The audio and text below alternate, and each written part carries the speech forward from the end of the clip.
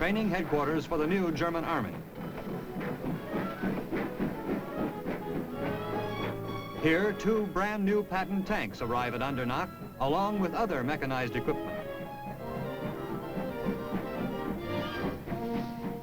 The U.S. Army M47 tank, named after General Patton, was the choice of the new German Army.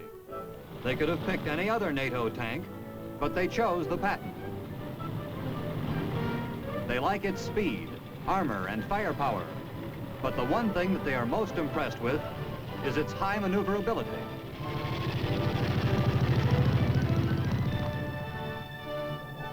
By the truckload, American equipment rolls into the Andernach training post. This equipment is being made available to the new German Army under the United States-German Republic Mutual Defense Agreement. It is being made available to the new German Army with the assurance that it will be used to defend the peace of Europe. At the same time that the Bonn Republic passed the legislation forming the new Army, it also approved 14 congressional amendments clamping strict civilian control on the newly created armed forces. There is to be no revival of militarism in West Germany. With signing of the necessary documents, the new American equipment passes into the hands of the new German Army.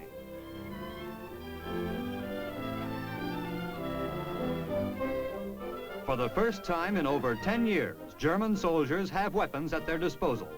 Weapons held under tight civilian control. Weapons with which to defend the peace and liberty of Europe. GTAG stands for German Training Assistance Group. This is the American Army detachment that is helping to create a new German Army.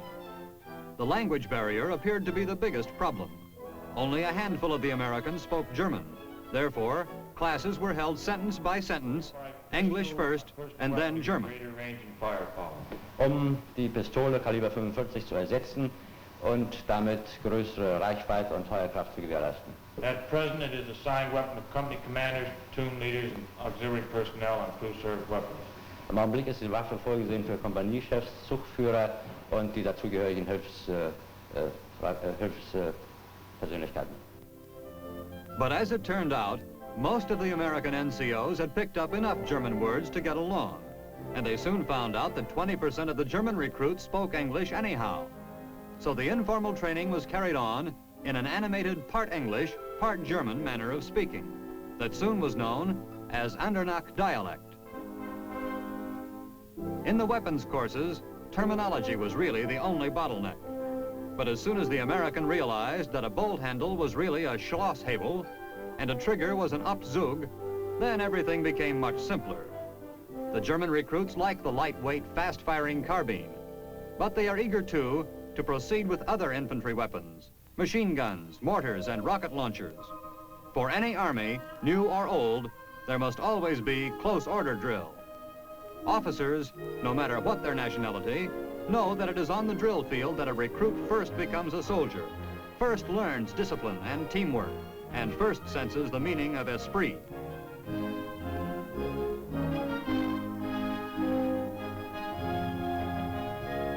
An army can have the finest equipment in unlimited supply, but if its men lack spirit, lack will and determination and teamwork, then that army will not succeed. Here at Andernach, there is fine spirit and the determination to make a success of the new German Army.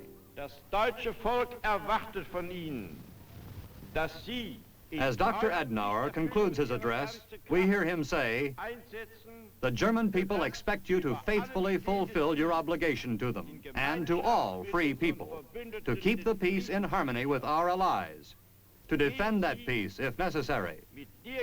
Begin your tour of duty with the knowledge that it is a worthy service and that your performance will be recognized. Be strong in your heart and soul. It is my hope that you will enjoy your service and that it will give you satisfaction." Dass Ihr Dienst Ihnen Freude und innere Befriedigung geben will.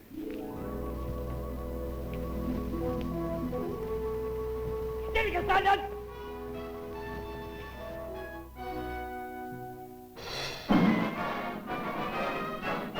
And so West Germany has the nucleus of a new army. And West Germans are proud. It is only the beginning, but it is a good beginning. This new army has no aims of conquest, no search after false glory. It has one mission: to protect the freedom of the free citizens of Germany, and in a broader sense, of free citizens everywhere.